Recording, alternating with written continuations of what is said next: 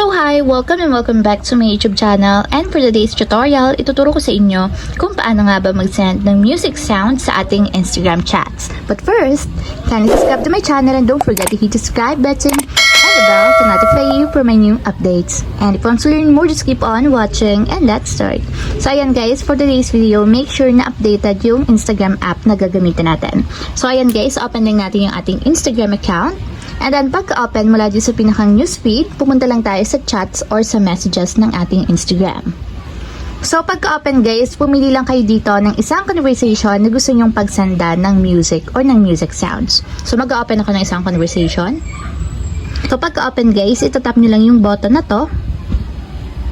And ganito yung lalabas. So kung makikita nyo guys, may music dito. So naka-new siya, ibig sabihin bagong update lang to ni Instagram. So itatap natin yung music.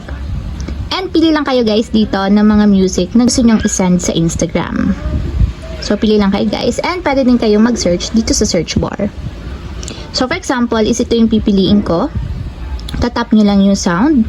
And automatic yan guys, once na nag-tap kayo ng sound dito, magsasend agad yan dito sa inyong Instagram. So for example is ito. So ayan guys, nagsasend na agad siya.